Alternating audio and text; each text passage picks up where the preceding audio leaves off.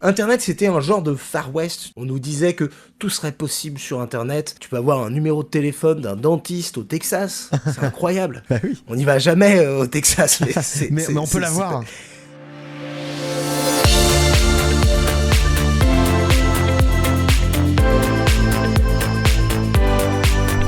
Bonsoir à tous, bienvenue sur l'île, bienvenue sur Intervieweur. Nous sommes à la 14e émission. Bonsoir à tous, j'espère que vous allez bien. Merci aux viewers, merci aussi aux invités à chaque fois qui sont là et qui me permettent d'avoir déjà présenté 2 belles saisons avec des moments super cool. Sachez que cette émission peut s'apprécier sous 3 formes.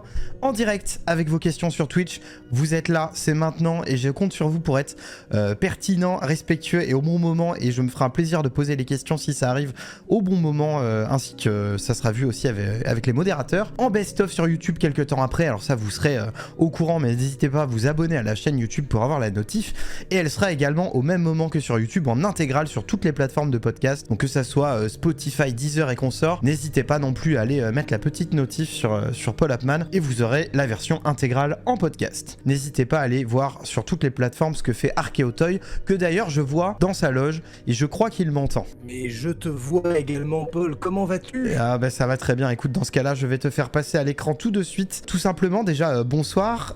Comment ça va et comment veux-tu que je t'appelle en fait ? Est-ce qu'Arkeotoy c'est le nom de ta chaîne ou est-ce que tu veux aussi que je t'appelle comme ça ? Qu'est-ce qui te... Alors tu peux m'appeler Arkeotoys ou tu peux m'appeler Romain. Ok. C'est comme ça que m'appellent mes intimes. On va dire ça comme ça. C'est toi qui me dis, pas de souci. Bon bah très bien. Bah, comment ça va déjà ? Comme je te l'ai dit, ça va plutôt bien. La chaîne n'a jamais été aussi près d'atteindre les 100 000 abonnés. Ça fait 2 ans qu'on n'a jamais été aussi près. C'est ça. Mais c'est plutôt cool. Écoute, j'ai la chance d'avoir une communauté très très chouette. Et puis de pouvoir aborder plein de sujets variés et toujours surprenants. J'espère qu'on aura l'occasion d'en parler ce soir. Donc ça va plutôt bien en ce moment. Écoute, en tout cas, moi quand j'ai annoncé l'émission, j'ai plein de gens qui te connaissaient qui m'ont dit « Ah, trop cool et tout, c'est cool ce qu'il fait ». Moi, écoute, je vais te poser la question que vous avez 4 heures que je pose à tous mes invités quand ils arrivent. J'aimerais que tu nous racontes ton parcours, de ton plus vieux souvenir sur Internet jusqu'à maintenant. Ça peut être sous le pseudo d'Arkeotoy, ça peut être sous un autre pseudo, ça peut être en tant qu'utilisateur. Tu es libre de nous dire ou de ne pas nous dire ce que tu souhaites. Voilà, ça nous intéresse de refiler ça avec toi et de comprendre un peu le cheminement. Bah écoute, pour un as de la nostalgie comme moi, forcément ça va réveiller des souvenirs très anciens, parce que j'ai fait partie de la génération qui a connu, on va dire, l'arrivée d'Internet domestique. Donc l'un de mes tout premiers souvenirs d'Internet, c'est d'avoir réussi à convaincre mes parents de prendre un abonnement. Parce qu'on avait un modem, on avait le matériel pour ça, mais mes parents avaient pas spécialement envie qu'on ait un accès à Internet, parce que on payait à la minute. À l'époque, t'avais des forfaits 90 minutes qui coûtaient peut-être l'équivalent de 25 ou 30 euros. Donc ça partait, ça devenait vite cher. Et j'avais trouvé un fournisseur d'accès qui proposait des 90 minutes de connexion gratuite mensuelle si t'avais un bandeau pub qui mangeait je dirais entre un quart et un tiers de l'écran, quoi. Wow. Donc mes tout premiers souvenirs d'internet, du coup c'est tâcher de faire en sorte déjà de pouvoir surfer, truc de fou. Mais alors, ouais, pour te dire à quel point je suis un peu vintage, la première fois que j'ai surfé sur internet, c'était au Futuroscope. Waouh. C'était vraiment l'avenir, tu vois. C'était vraiment le futur à l'époque, wow. Le Futuroscope. Et ils avaient eu vraiment la très mauvaise idée de laisser des ordinateurs en accès libre, mais sans aucun antivirus et sans aucun protection des mots-clés, quoi. Donc les ordinateurs du Futuroscope, je pense que les historiques, c'était une porte de l'enfer, mais vraiment. Et je devais être en 5e, fin des années 90, début des années 2000, probablement vers 98, 99. Donc les débuts d'internet. J'ai des souvenirs des vidéos avant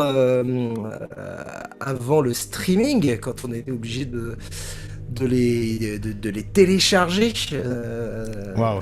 Que ce soit Michel l'ingénieur informaticien, une toute première chanson drôle d'internet, et il fallait 3 jours. Moi j'étais fan du donjon de Nalbuck. Yes. C'était de la zinzinerie sur certains épisodes. Ouais, ma connexion était tellement pourrie, celle d'aujourd'hui comme tu le vois est pas forcément beaucoup mieux, mais j'avais mis vraiment genre 8 jours quoi pour télécharger certains trucs. Enfin, et c'était de l'audio.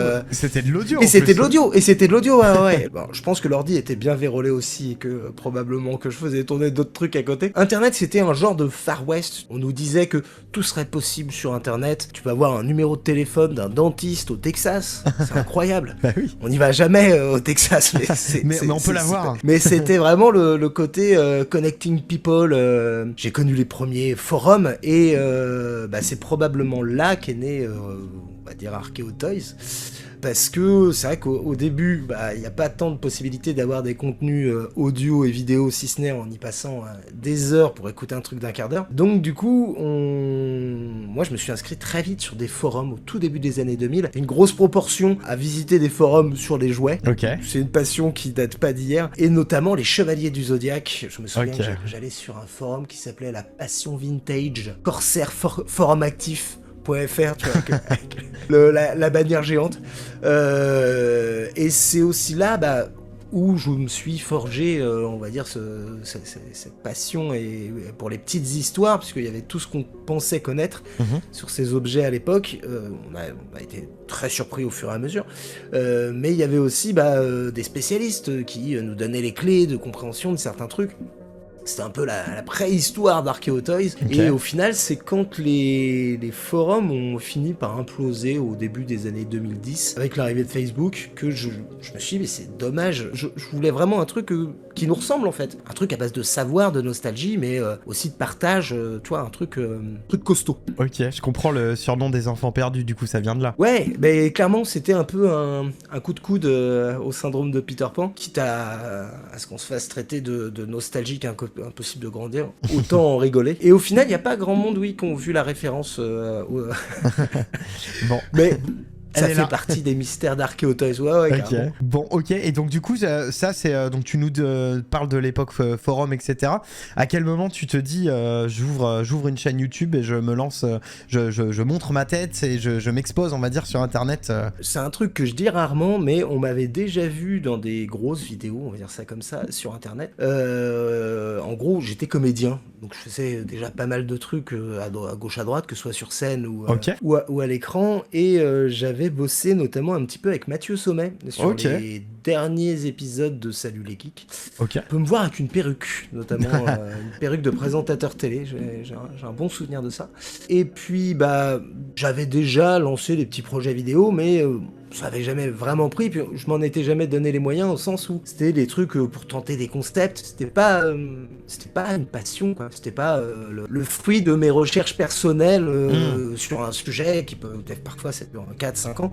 C'était vraiment, on va dire, du prêt à regarder. Et en fait, il s'est passé un truc assez rigolo. En fin 2015, il me semble, Fred et Seb, les joueurs du grenier, sortent une vidéo où ils parlent vite fait des Chevaliers du Zodiac. Et dedans, Fred fait une une pauvre erreur en plus, un truc du style il explique que les jouets d'origine, le dessin animé d'origine n'était pas fait pour vendre des jouets. Environ 70% des séries qu'on a aimées, autant moi avant que vous maintenant, c'était des trucs destinés à nous faire cracher de la thune pour acheter des jouets. Comprenez-moi bien, je veux dire, il y a eu des figurines Senseiya, mais elles sont dérivées du dessin animé. Mais le dessin animé Senseiya n'a pas été créé pour vendre des figurines, sauf le dernier. Et je suis tout seul dans mon canapé comme ça, mais enfin, on peut pas dire des trucs pareils et tout. Enfin, tu vois, le vieux spécialiste haineux qui se dit mais enfin moi j'aurais fait mieux. Et ma femme était pas loin et ma femme m'a dit mais si tu n'es pas content, fais-le toi-même.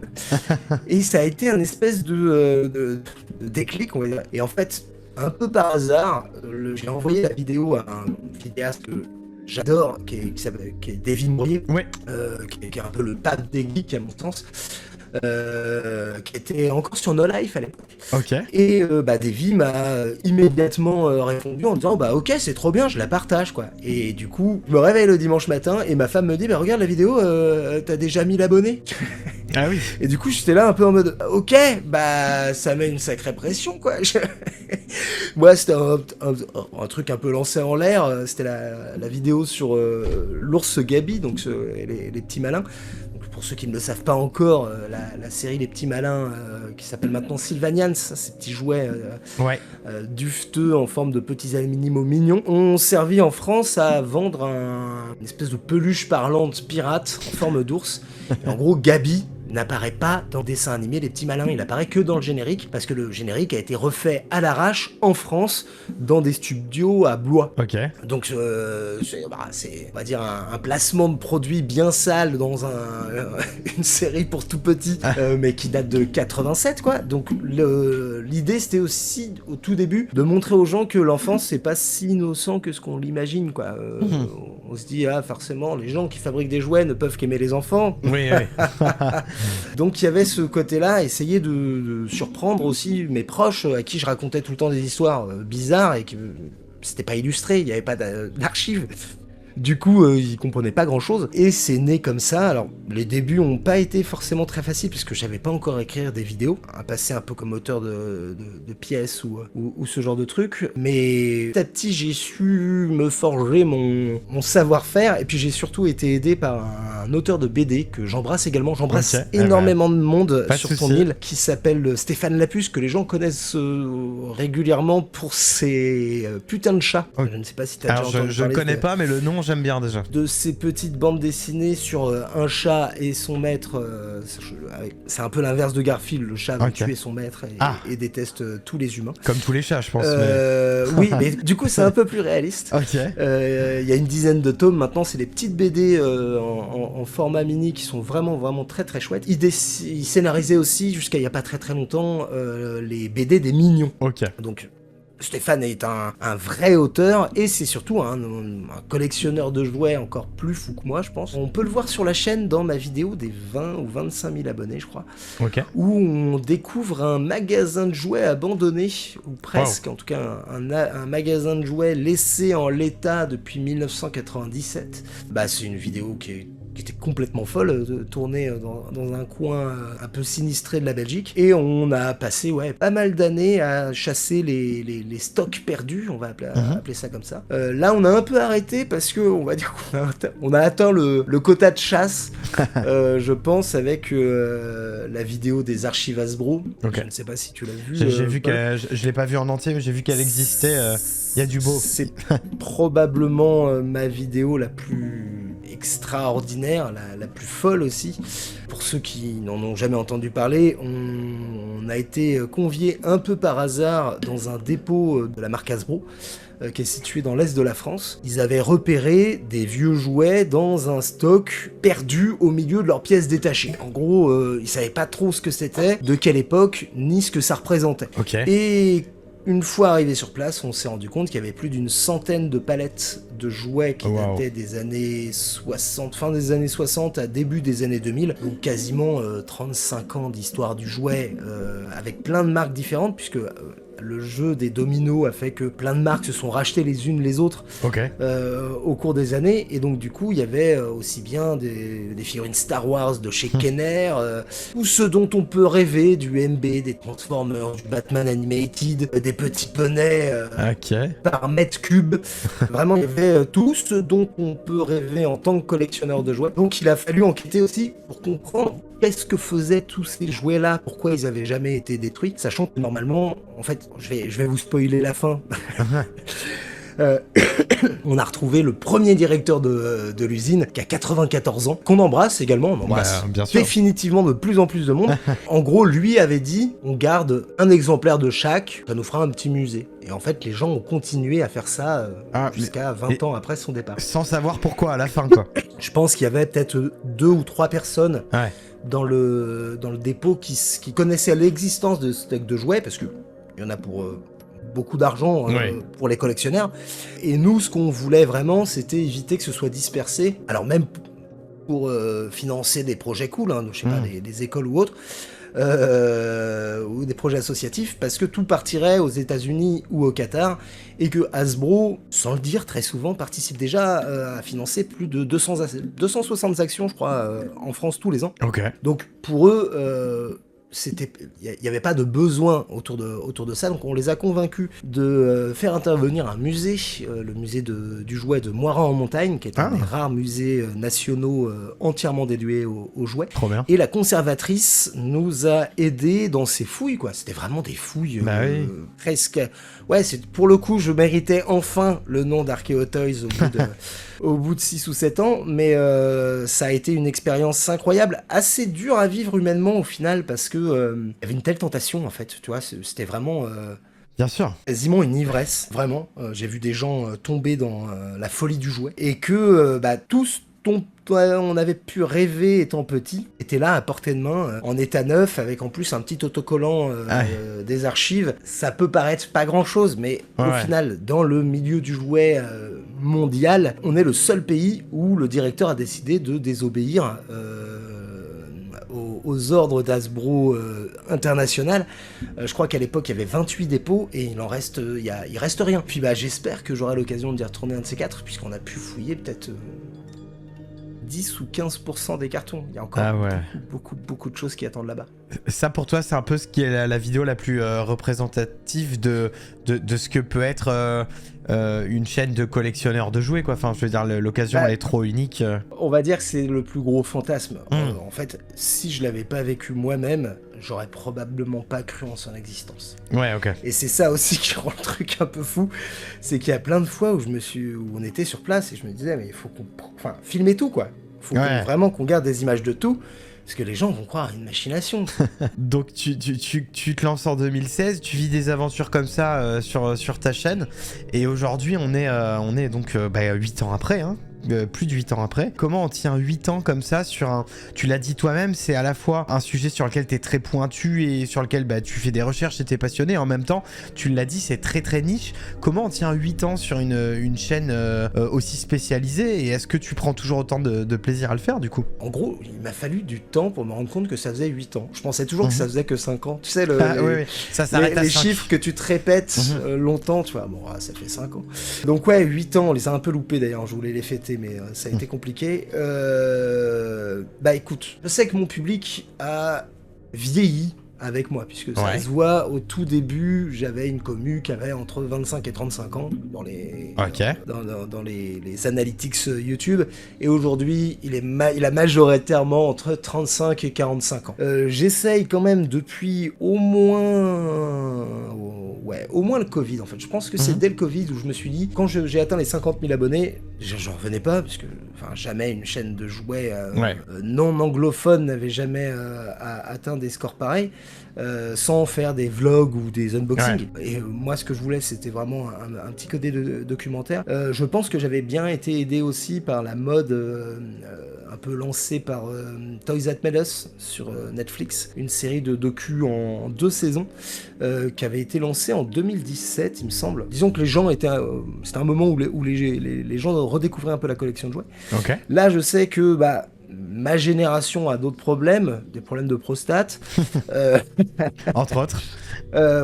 Probablement que la période est moins aussi à la nostalgie des années 80, mais je vois également les sujets venir d'eux-mêmes avec la nouvelle génération. Là, j'arrive à un moment où il me reste encore plein de trucs des années 80 à raconter, c'est ça le plus fou en fait, après quasiment 200 vidéos, plus de 200 vidéos d'ailleurs, mais j'ai aussi toutes les années 2000 qui s'ouvrent à moi.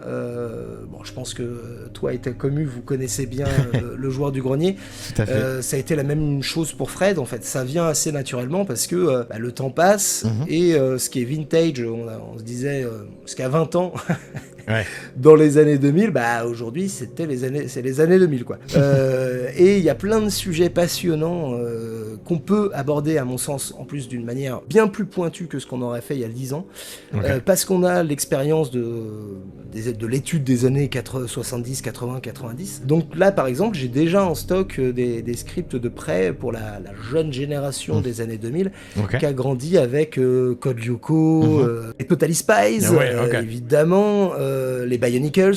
Ça, c'est tout autant d'icônes générationnelles qui m'ont pas forcément touché moi, parce que j'étais déjà soit un vieil ado, soit un jeune adulte, un enfulte, on va dire ça comme ça, mais qui du coup sont au moins aussi intéressantes que ce que moi j'ai connu, et les sujets pour lesquels moi j'ai un affect. Par exemple, Foot de rue a été produit en Corée du Nord.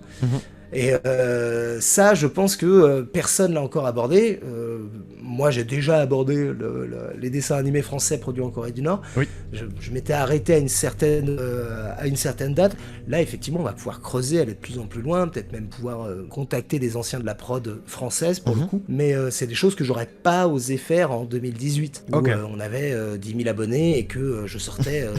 une vidéo tous les 40 ou 50 jours parce que je galérais à la fois à écrire, à monter, c'était compliqué. Là, depuis 2020, en fait, je suis complètement sur la chaîne, donc ça a vraiment changé mon rythme. J'ai fait le choix de ne pas trop me plonger dans l'expérience du live et du direct, de continuer ce que je faisais depuis le début, on va dire des mini-documentaires de 10-20 minutes.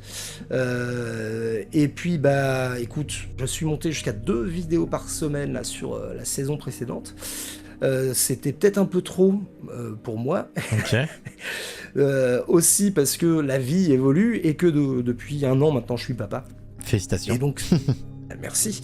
Mais ça devient, on va dire, autre chose en termes de rythme de vie. Je peux moins enregistrer des vidéos à 2h du matin. J'ai dû arrêter la chaîne pendant 1 an puisque j'avais un travail qui me prenait beaucoup de temps. Je bossais comme responsable de centre d'escape game. Donc, c'était dans le monde du jeu. Et puis c'était un peu zinzin aussi comme expérience. J'aurais de quoi faire, je pense, toute une chaîne YouTube sur ce que j'ai vécu là-bas. Mais c'est aussi un peu par hasard, par le soutien de viewers, le soutien d'autres vidéastes, parfois très discrets d'ailleurs, qui m'ont donné envie de serrer les dents et puis d'y aller et de me redresser à chaque fois qu'une vidéo dans laquelle j'avais mis tous mes espoirs s'est cassée la tronche. Parce que en gros, enfin... C'est assez terrible ce que je m'apprête à dire aux viewers, mais il faut être youtubeur pour soi-même en fait. C'est même pas pour eux que je fais mes vidéos, c'est parce que je veux que ces vidéos-là existent sur YouTube. Je suis très content qu'ils les regardent, et tant mieux. Franchement, je pense qu'on serait 500, j'aurais continué. Parce que c'est des sujets qui sont trop ouf. C'est... faire une vidéo sur le pénis de Napoléon, un vrai truc de 12 minutes. Désolé pour... Elle existe, allez la voir d'ailleurs, je confirme. Allez la voir. Bon, ça c'est plus mes trucs sur les collectionneurs fous. Ce que tu nous dis et ce que j'en comprends, c'est que la chaîne, elle a 8 ans. T'as réussi à la fois à te renouveler sur le contenu joué, puisque tu nous as cité plusieurs choses, mais tu as aussi réussi à parler de d'autres choses qui te plaisent et qui sont à la fois niche, mais à la fois tellement poussées à fond que y a un public pour ce genre de contenu en fait. En gros, je pense que là maintenant les gens suivent plus une méthode et un sujet. En fait, je pense que, alors pas tout le monde, je comprends que quand je sors une vidéo sur Barbie, les barbus ont un peu de mal à se dire cool, je vais passer 18 minutes à regarder tous les secrets de Barbie. Mais beaucoup de gens aussi ont saisi que j'essayais d'être le plus inclusif possible, de faire en sorte que n'importe qui, de n'importe quelle génération, même quelqu'un qui est un peu plus jeune que nous, qu'à la vingtaine, puisse se marrer et se dire « Waouh, les adultes des années 60 étaient vraiment des tarés !» Ouais, c'est aussi ça, lutter contre la fausse nostalgie, en fait, contre mon très bon copain Super Canard, je vous invite, que j'embrasse, c'est une habitude, et que je vous invite à découvrir également, a fait une très belle vidéo là-dessus, sur le fait que le sentiment de nostalgie était peu à peu en train de disparaître et qu'on venait plutôt avoir de la haine du quotidien plutôt que de la bonne vieille nostalgie. Ok, et écoute, en tout cas on comprend mieux le parcours, mais alors moi je trouve quand même qu'il y a un truc qu'on ne sait pas, c'est on sait ce que tu en as fait sur YouTube et à quel point tu as pu trouver ton équilibre. Par contre, ce que moi je ne sais pas, c'est d'où te vient cette passion des jouets. Je pense que j'ai jamais vraiment arrêté de m'intéresser aux jouets. Ok. Même au tout début de mon adolescence, j'étais fasciné par les catalogues des derniers Action Man, des premiers Action Man qui sont sortis en 95 ou 96. J'avais déjà 11 ou 12 ans. Et ça devenait de plus en plus difficile de m'en faire offrir par mes parents, tu vois, qui étaient là en mode bah non, on va pas t'acheter une poupée quand même. Donc c'est des trucs que je regardais un petit peu de loin. Et j'ai pris une claque en 99 ou 98 avec un magazine qui s'appelait 10e Planète, qui était le tout premier magazine entièrement dédié à la collection de produits dérivés qu'ils appelaient des Proders à l'époque. Pour se donner un côté années 2000. Je lisais aussi beaucoup Animeland, le magazine spécialisé dans l'animation, qui avait quelques petits clins d'œil au monde du jouet de temps en temps. Et comme je te l'ai dit tout à l'heure, j'étais fan des Chevaliers du Zodiaque, et on n'en trouvait plus en magasin. Premier Chevalier d'or que j'ai racheté, je pense, en 98 ou 99, je l'ai acheté 100 francs. Donc ouais, au collège, en 5e, 4e, j'achetais déjà des jouets à mes camarades de classe, tout en ayant toujours cette excuse que « Ah non, mais ça vaut cher ». Tu vois, c'était... Aujourd'hui, j'ai plus grand-chose à faire de la valeur de mes jouets, mais c'était l'excuse, tu vois. Ouais, tu te disais, je suis un business, quoi. Aux cartes Pokémon, c'est parce qu'il y avait des cartes Pokémon qui valaient au moins 200 francs, tu vois. Pour la blague, quand il y a eu toute la hype autour du Dracofeu... holographique. Première édition, holographique. Moi, je pense que j'en ai eu 3. Et je peux te dire que je les ai achetés à chaque fois moins de 100 francs. Et puis, quand j'ai eu mes premiers salaires, je t'avoue que je l'assumais pas trop. Donc, mon excuse, c'était de faire les soldes. C'est rigolo ce que tu racontes parce que ça fait totalement écho à ce que moi-même j'ai vécu et plein d'autres gens à mon avis avec le jeu vidéo rétro au début et avec les cartes Pokémon par la suite qui sont clairement un truc assez lié à ma génération. Ce truc-là d'aller tôt dans les vides-greniers, de pas assumer avec tout le monde, mais peut-être plus avec des collectionneurs, et puis de racheter à des personnes qui peut-être les vendent pas très cher parce que pour elles ça a pas vraiment de valeur, et toi-même te dire ah mince, oui non mais c'est pour mon petit cousin. mais moi du coup la question que je me pose, parce que peut-être que l'univers de la collection de jouets on s'imagine un peu moins que d'autres collections que j'ai citées juste avant qui sont devenues un petit peu plus hype, même si elles restent quand même pas non plus mainstream. Ma question c'est, est-ce qu'il y a plus maintenant de collectionneurs de jouets? Est-ce que les valeurs ont augmenté? Est-ce que c'est un peu comme les cartes, les jeux, les vinyles, il y a plus de monde, ça vaut plus cher et il y a plus de rapaces entre guillemets ou... Alors on a les mêmes rapaces et les mêmes fossoyeurs. Oui, je pense même les prix ont augmenté un petit peu. Alors ça dépend des gammes en fait, parce qu'on parle de génération. Donc là, effectivement, la génération 2000 peut se permettre d'investir dans des cartes Pokémon. Le même phénomène est arrivé il y a 10 ans avec les collectionneurs de Musclor, par exemple. Donc là, nous, on a atteint un plateau, je pense, pour le jouet des années 80-90. Le jouet des années 2000, paradoxalement, il est plus rare que le jouet des années 80-90. Ok. Alors, je sors un peu les Pokémon de ça. C'est tout simplement que vous faites partie d'une génération qui a eu accès à des tablettes et à des consoles et à des ordinateurs relativement plus tôt que nous. Donc moins de... Nous, c'était vraiment à l'adolescence. Donc vous avez eu beaucoup moins en nombre de gamme de jouets type Tortue Ninja. Là où nous, les Tortues Ninja, dans la première série 87-96, comptent quasiment 200 figurines. T'as peut-être Ben 10 qui peut rivaliser, mais c'est parce que c'est à peu près le même distributeur. Mais il y avait vraiment beaucoup moins de mass market. C'est assez rigolo ce que tu dis, parce que quand tu évoques cet aspect presque, on va dire, de conservation quoi, du collectionneur, je vois le collectionneur dans Toy Story 2 qui, je pense que tu vois très bien, qui récupère les anciennes poupées. Alors j'ai pu discuter en plus avec la voix française du fameux restaurateur de Toy Story 2, Jean-Claude Domba. Faut savoir que le personnage avait déjà servi dans un court-métrage de Pixar auparavant avec un joueur d'échecs, et surtout qu'il n'était pas prévu dans la toute première version de Toy Story 2. Le film a été modifié au dernier moment pour l'inclure.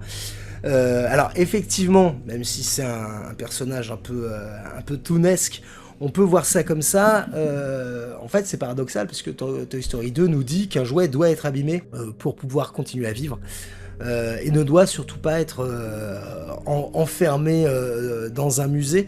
Pour la petite histoire, j'ai pu visiter le centre de conservation du musée national du jouet de Moirans-en-Montagne. Ok. Pour la blague, c'est que ils ont pas de restaurateurs, ils ont pas de petits vieux avec des pinceaux chez eux. Ok. Et surtout, ce qui est très surprenant, c'est que ça ressemble à une exposition d'art moderne parce qu'ils stockent tous leurs jouets par couleur. Ok. Et donc du coup, t'as des centaines de boîtes, tu sais, dans des armoires sur rail, que Ouais. tu peux bouger avec des grandes roues, là. Et du coup, à l'intérieur, en fait, c'est pour éviter que les différents pigments n'interagissent entre eux. Et en fait, des objets en plastique de différentes teintes peuvent fusionner ou peuvent créer des réactions chimiques qui font qu'elles disparaissent très vite. La question de la conservation du jouet, elle est pas tant de effacer le nom de Andy sur la chaussure que d'éviter que toutes les parties en vinyle ne sèchent et ne soient réduites en poussière. Écoute, j'ai vu la question dans le chat et je te l'avais même posée en off, donc j'ai hâte de savoir. Est-ce que là, si tu devais citer une ou des grosses pièces que tu adores ou auxquelles tu es très attaché ou qui sont très rares, Oui, ça va demander un peu de mouvement de ma part, désolé Ouais, d'avance. même Hop, là. les citer pour certaines, mais je veux dire, je pense que ça peut intéresser les gens et je suis curieux aussi. Alors, je l'ai préparé, c'est probablement ma pièce la plus rare, au sens où elle doit exister à... Ah oui, ça va être pas mal, désolé. Elle doit exister à 4 ou 5 exemplaires. Waouh. Alors, vous reconnaissez Raphaël des Tortues Ninja, évidemment. Je vais le mettre devant ma tête, comme ça. Et pour cause, c'est un masque de carnaval vendu par la marque César. Qui était situé à Saumur et qui a fourni des masques pour le carnaval pendant plusieurs décennies. Le mien a encore sa petite étiquette d'origine. Ok. Mais l'essentiel est en fait à l'intérieur avec ici le moule. Énorme. C'est le moule utilisé à l'usine pour les masques Tortue Ninja. Que j'ai récupéré totalement par hasard. On m'a offert sur un tournage pour une émission de Limoine. C'était pas du tout prévu. Ok. C'était un peu rock'n'roll. Le moule est en résine d'aluminium, donc il pèse facilement 3 kg, ouais, 3-4 kg. Un petit Pokédex Ah, que j'ai acheté à l'époque. je l'ai eu enfant. Donc, Énorme. mais la dernière fois que j'ai regardé, le mien fonctionnait toujours. On va Ouais. voir si c'est toujours le cas. Alors, marche. Celui-là, je l'ai vraiment eu Ouais. gamin. Hein. C'est rigolo. Non, je crains malheureusement qu'il faille que je change les piles. Comme tu m'as dit que tu aimais particulièrement Pokémon, j'avais préparé également ceci. Oh, énorme. Qui est donc un Sacha de Bourre-Palette, accompagné d'un petit Carapuce. Et pour la blague, du coup, il est pas censé avoir Carapuce, il est censé avoir Pikachu, évidemment. Pikachu, ok. Et c'est un modèle que m'a offert Hasbro qui provient des archives. Ah. Donc c'est vraiment une pièce unique avec une erreur et qui vient des archives Hasbro. La nostalgie que je viens de me prendre là, le Pokédex, je l'ai eu gamin. Ces figurines, je vois très bien, t'avais des packaging avec 1, 2, 3 figurines dedans, avec différentes postures et tout. Ouais, ça là, je pense que c'est la première série qui proposait d'avoir un dresseur avec le Pokémon. Ouais. Et ben d'ailleurs, Et, je crois que j'ai Pierre, moi. Non, j'ai. Attends, Bah, je regarde derrière Pierre moi. doit être dans la série 2. Ok, je sais plus derrière moi, mais j'ai encore Là. certaines de ces figurines, mais dans un état pas possible aussi. Ok. Mais trop Donc bien. voilà, ça c'est des figurines cool, mais j'ai envie de te dire, j'ai essayé de faire en sorte que mon bureau, donc là où je tourne et je travaille, réunisse tout ce que j'aime en fait. Donc, Trop bien. Où que je me tourne, il y a un truc cool. Ça c'est la toute première poupée Dark Vador, sortie en 1979, Énorme. que j'adore. Bon bah trop cool, mais alors ça c'est que des exemples, je n'ose imaginer la collection dans son ensemble et les trésors. Moi du coup c'est un honneur parce que bah évidemment je te reçois dans une bien moins grosse émission. Je suis passé dans l'émission Les Termes sur la chaîne Oui. Bazar du Grenier avec donc Fred et Seb du Grenier, mais aussi Karim Debache, et je crois que tu fais partie de ceux qui ont pu voir Karim Debache en vrai, il y en a pas beaucoup. Toujours en parlant de ce que tu as pu créer, tu l'as cité un petit peu tout à l'heure. Moi quand j'ai cherché une chaîne Twitch pour toi, j'en ai vu une qui n'avait pas fait de live depuis 3 ans, je l'ai quand même tagué dans le titre. C'est Très gentil pour elle. Je serais curieux de savoir, c'est un choix, tu pouvais pas tout faire, c'est juste que c'est un exercice que t'aimes moins. Je pouvais pas tout faire. D'un point de vue technique, c'était compliqué parce que là, tu vois déjà Mako ce soir, alors que je suis censé avoir la fibre. Jusqu'à il y a pas très longtemps, j'étais en 4G avec une clé 4G pour capter Internet. Compliqué. Donc, c'était vraiment compliqué en termes de matos. Et puis au-delà de ça, alors j'aime beaucoup discuter, tu vois, y a pas de souci, mais j'ai tendance en fait à toujours avoir peur de dire une connerie, de sortir une mauvaise date, d'intervertir deux trucs. En fait, les rares lives que j'ai fait, c'était stressant. Alors il y a moins de contrôle. Pour moi, ça reste tout autant. Alors que c'est vrai qu'un live reste moins. Enfin, les gens peuvent faire des clips, mais je pense que les gens ont conscience que l'exercice est différent. Après, je pense qu'on reprendra les lives peut-être en fin d'année avec la toute fin de la série Archéopark. Okay. Puisque normalement on aura plein d'invités, on va faire des beaux petits événements, donc peut-être que ce sera l'occasion d'en faire profiter les contributeurs, mais également le public de la chaîne YouTube. Ce sera peut-être plutôt des lives YouTube pour le coup. Faut qu'on voit ça, mais disons que ouais, je crois que j'ai peur de pas être intéressant. Ok. Si j'ai pas scripté mon truc et que je sais à peu près où je vais.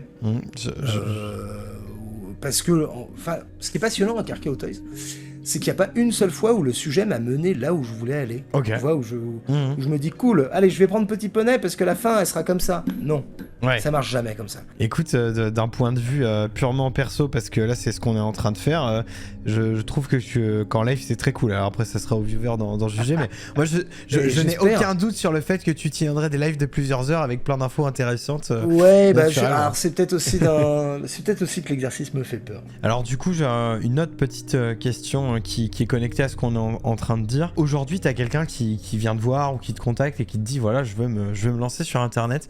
Est-ce que tu lui conseilles de le faire et qu'est-ce que tu lui conseilles parce que on n'est plus en 2016. Et ça, on l'a dit. Ouais, je lui conseille de passer un BTS audiovisuel. Ok, ouais, vraiment. Chose que moi, j'ai pas fait et que j'ai probablement regretté. En gros, actuellement, quelqu'un qui perd sur les réseaux sociaux ou en tout cas sur YouTube, c'est quelqu'un qui sort d'une école de commerce, d'une école de communication ou qui a une vraie formation de l'image. D'ailleurs, c'est assez intéressant puisque quand tu regardes les gros créateurs, les créateurs des années 2010, ouais. Même ceux qui étaient, tu vois, Fred qui arrivait en 2008 ou en 2009, ça compte aussi. Eux venaient tous de formations audiovisuelles, que ce soit les Cyprien, Norman, ils avaient tous un BTS en poche, même Mea, tu vois, a fait une école de ciné. Tout le monde venait de ce monde du cinéma qui n'ouvrait pas sa porte aux petits jeunes en fait. Ouais. En tout cas, ce monde de l'audiovisuel. Donc des gens qui avaient un médium, mais avait pas forcément des choses à raconter. Moi, ça a été un petit peu l'inverse.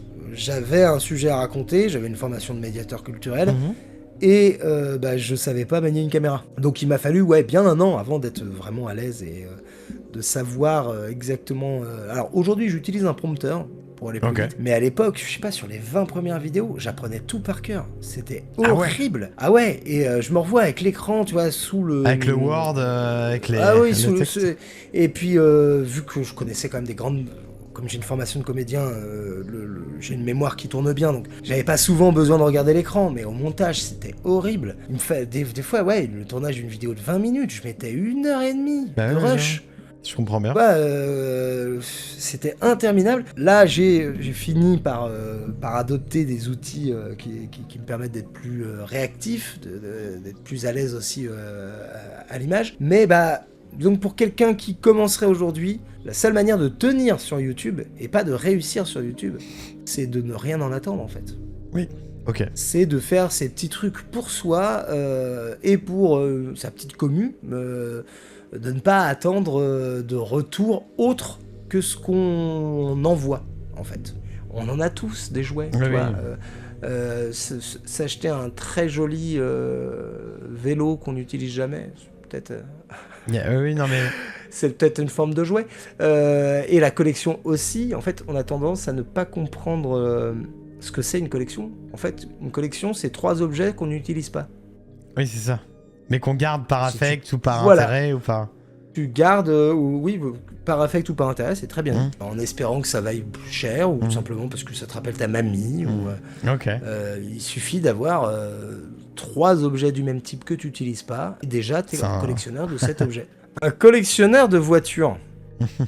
Il lui faut combien de voitures de collection pour être collectionneur? Bah oui. Si t'as qu'une seule Ferrari de 1960, est-ce que t'es quand même un collectionneur de Ferrari?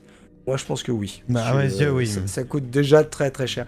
Mais bah du coup, en fait, il y a tout ce qu'on croit savoir sur le milieu de la collecte, et même sur ce qu'on ressent nous avec les objets. Et puis, bah il y a ce qu'on fait déjà au quotidien sans s'en rendre compte. Et ben écoute, en tout cas, Si avec ça, j'ai pas gagné des centaines d'abonnés, je sais plus quoi dire. Ouais, non, mais c'est hyper intéressant. En tout cas, c'est vrai qu'il y a même des choses, tu vois, que je ne pressentais pas et que maintenant que tu le dis, effectivement, c'est toujours hyper intéressant de discuter avec des collectionneurs de jeux vidéo parce que on a une approche forcément beaucoup plus physique, beaucoup plus charnelle avec l'objet. Je te propose qu'on finisse sur quelques dernières questions sur la partie internet et ensuite on partira sur quelques questions pareil sur qui est Archaeotoys quand il n'est pas Archaeotoys justement. Mais avant, ce que j'aimerais bien savoir, est-ce que comme ça là, si je te disais un créateur, une créatrice, quelqu'un avec qui tu aimerais bosser, avec qui tu ne l'as jamais fait sur ta chaîne, est-ce qu'il y a un nom comme ça qui te viendrait, quelqu'un avec qui tu aimerais faire je pense que j'ai pas encore le niveau, il faut que je travaille encore quelques années, mais j'aimerais vraiment beaucoup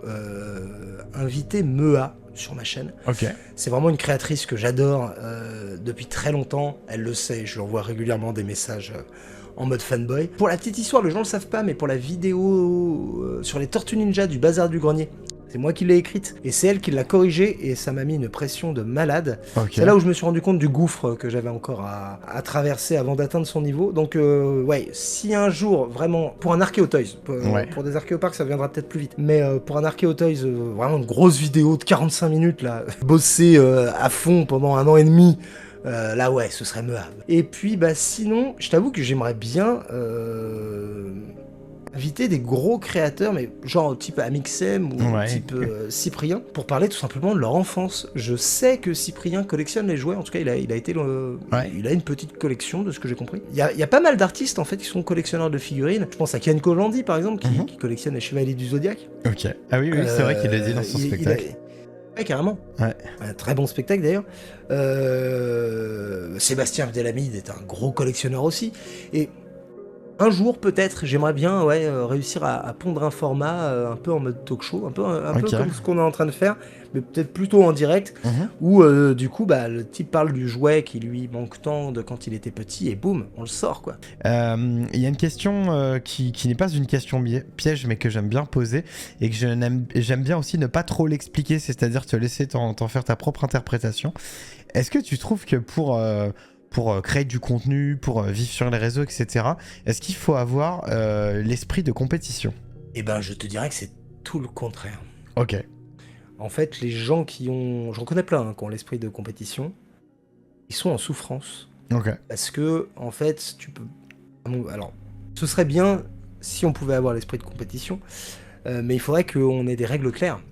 Et en fait, comme on passe notre temps à se battre contre un ennemi invisible qui peut être à la fois la haine sur Internet, l'algorithme, la pluie, le soleil, tu vois, il y a tellement de facteurs qui sont complètement fous qu'il faut tout sauf y mettre de la compétition ou se comparer. Alors, je pense que c'est important de faire des points d'étapes réguliers pour justement peut-être se situer, faire du benchmarking, voir comment s'améliorer, ça c'est important. Mais le faire avec un objectif donné, c'est le meilleur moyen d'arrêter au bout de 2 ans et demi après avoir perdu tous ses amis et être célibataire, quoi. Ok.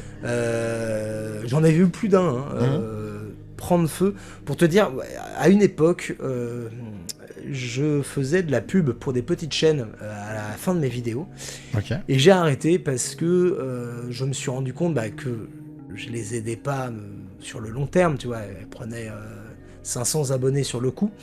Ce qui était déjà très très cool, hein, tu vois, pour des chaînes qui avaient 2000 abonnés, c'était déjà hyper chouette. Mais les gens devenaient très vite amers. Parce que du coup, c'est pas forcément des gens qui reviennent très vite, c'est pas forcément leur public. Et surtout, ils se retrouvaient à stagner, du coup. Ils avaient été montés presque trop vite. Okay. Et j'en ai vu vraiment devenir ultra amer, partir dans des délires complotistes. Enfin, ah ouais. C'est pas anodin de s'exposer sur Internet, je pense. Ok.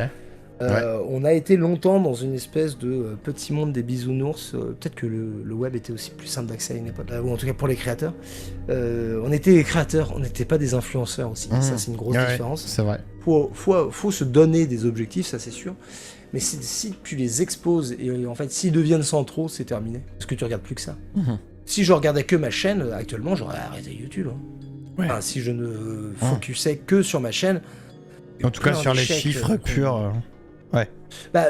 Après, ça reste cool. Tu vois, j'arrive en moyenne à faire quelque chose comme 200 ou 250 000 vues par mois pour une chaîne qui a 80 000 abonnés. C'est plutôt cool. En plus, c'est pas des vues qui font 40 secondes, quoi. C'est des gens qui regardent la vidéo un bon gros quart d'heure. Je sais que c'est souvent les mêmes, je sais que j'ai un peu de mal à voir un nouveau public, mais j'essaie d'être surprenant aussi, tu vois. On a déjà sorti une vidéo sur la Patte Patrouille.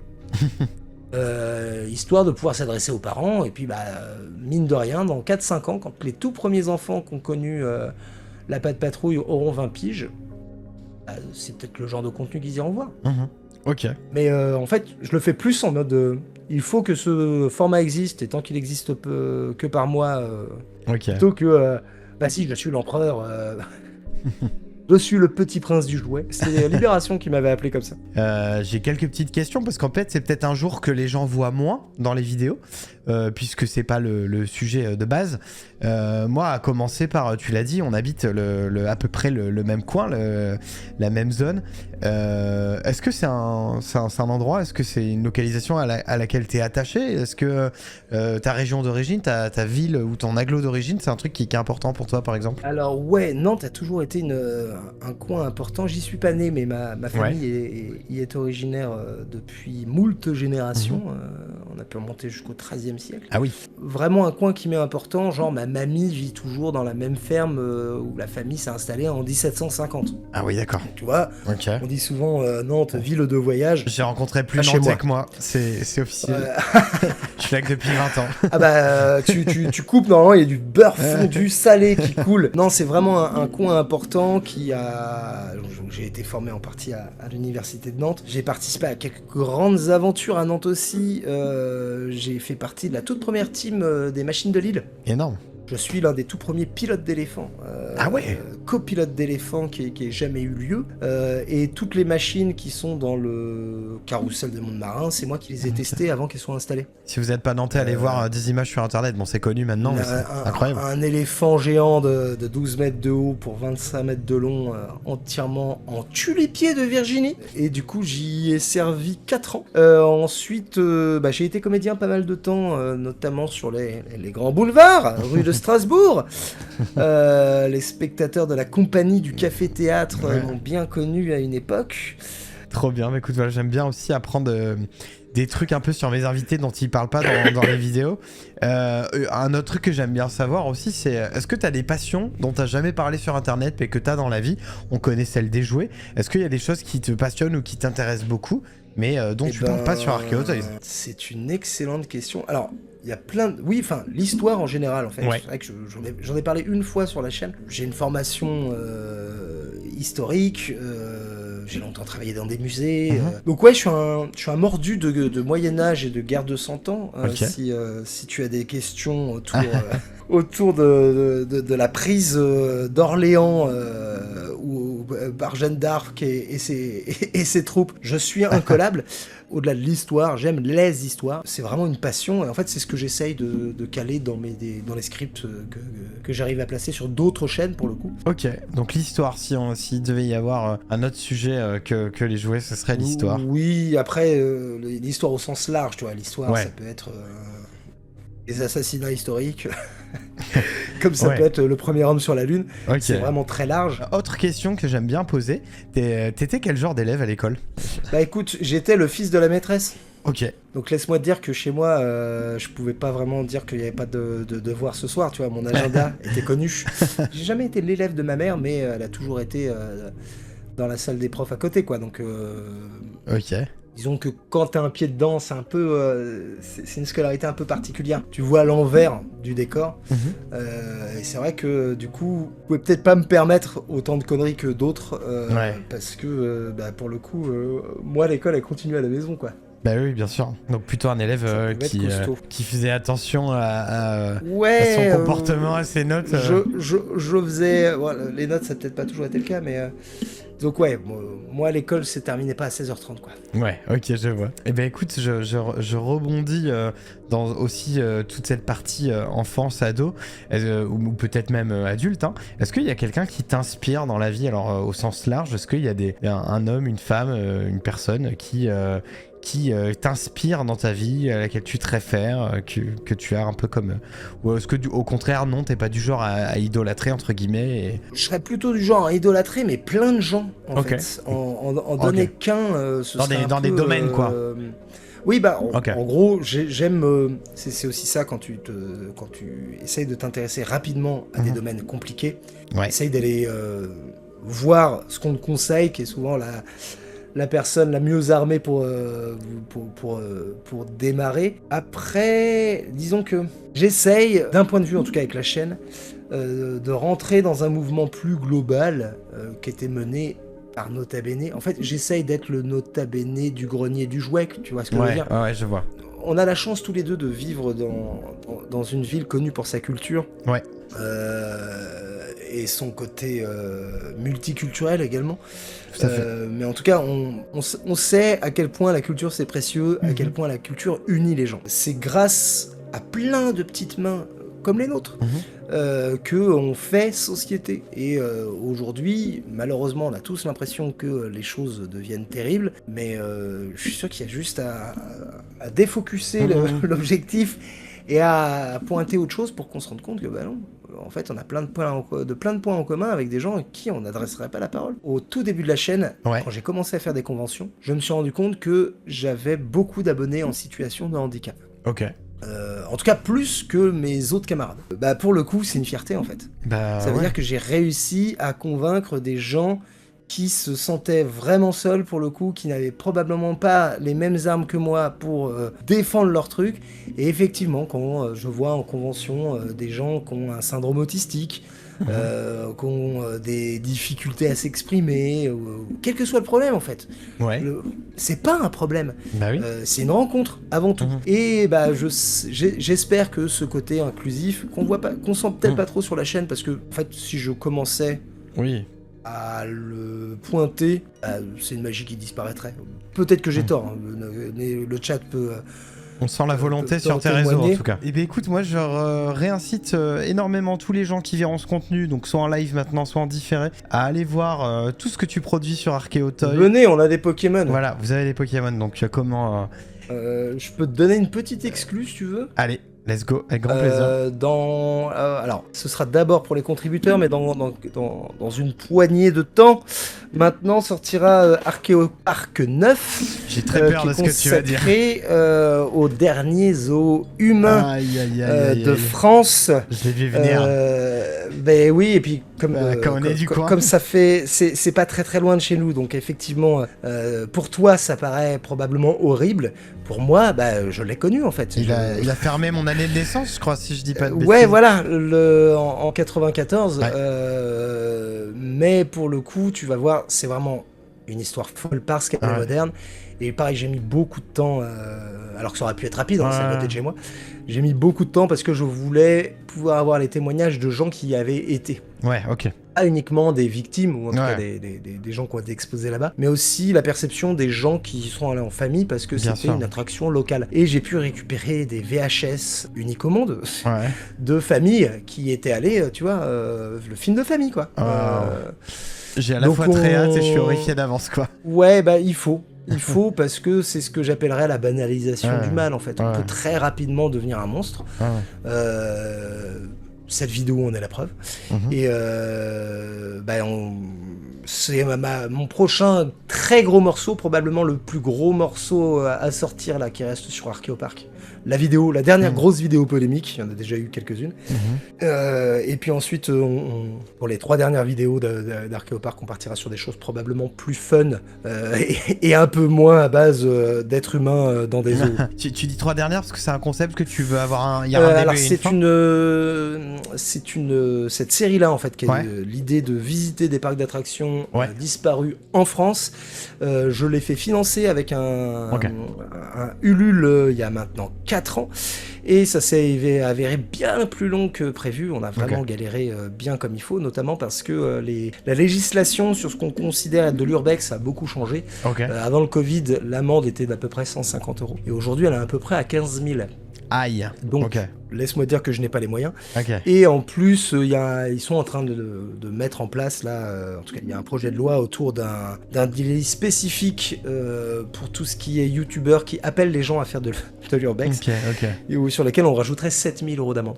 Donc, il a fallu repenser le projet un petit peu et surtout prendre le temps de contacter les gens et de pas simplement se pointer sur place, tu vois, comme bien sûr. des youtubeurs de base, quoi. Donc ça a été cool parce que il a fallu, c'est ça qui m'a forcé à monter une enquête en fait. Sinon on aurait fait un truc bien plus simple. C'est un mal pour un bien au final, quoi. Je pense qu'il y en a qui en ont un peu marre d'attendre. Moi aussi j'en ai ras le bol. On a hâte de voir ça. J'ai hâte que ce soit fini. Surtout que le dernier parc est tellement ultime. La série est née comme ça en fait. J'ai trouvé un parc ultime et je me suis dit vas-y, il faut on en trouve d'autres avant. Qu'on raconte une histoire qui mène à ce parc-là, qui pour moi est le parc ultime jamais créé en France. Et donc là, on a visité déjà une grosse dizaine de parcs disparus, certains disparus depuis le 19e siècle, d'autres disparus depuis le début des années 90. Bon, écoutez, en tout cas, je vous encourage chaudement à aller voir Archéotoy sur toutes les plateformes, à aller vous abonner, découvrir le contenu. Moi, je vais continuer à le suivre parce que je trouve ça cool. Et puis, je voulais encore une fois te remercier d'avoir accepté parce que je suis une petite chaîne. Tu savais pas trop où tu mettais les pieds, même si, évidemment, tu as pu avoir des échos. Et ça me fait très plaisir. Voilà. C'est vraiment le plaisir est partagé. Il est même pour moi. Trop cool. Et puis, je remercie à tous les viewers qui ont accepté de nous écouter. J'embrasse ceux qui vont s'abonner et mettre l'accroche, évidemment. Et puis, écoute, bravo pour ta saison 2. Je suis le dernier à débarquer sur ton île depuis mon petit paquebot. C'est ça. Donc j'espère que tu recevras de nombreux touristes dès le début de la saison 3. Trop bien, alors comme je disais, t'étais le dernier parce qu'il y en a 7 par saison. Et j'ai eu la chance d'avoir un invité qui tombe sur un thème très, très dans l'actualité. Donc il y aura une émission 8. Mais c'était pas prévu, ça s'est improvisé. On embrasse ce naufragé qui a réussi à atterrir jusqu'à chez toi. C'est ça, en tout cas, merci beaucoup pour l'invite. Merci à toi. Un grand merci aux viewers, aux écouteurs, aux podcasteurs et à ma mère. Je la remercie jamais assez. Et puis très bientôt, Paul. Salut, merci beaucoup. Prends soin de toi. Salut. N'hésitez pas à mettre un petit follow, un petit sub si le cœur vous en dit, d'aller vous abonner à la chaîne YouTube si vous voulez découvrir mon contenu. Et puis, il y a les podcasts, évidemment, sur toutes les plateformes. Et puis, les réseaux sociaux que vous pouvez trouver via ma chaîne. Merci beaucoup, bonne soirée, à bientôt. Ciao.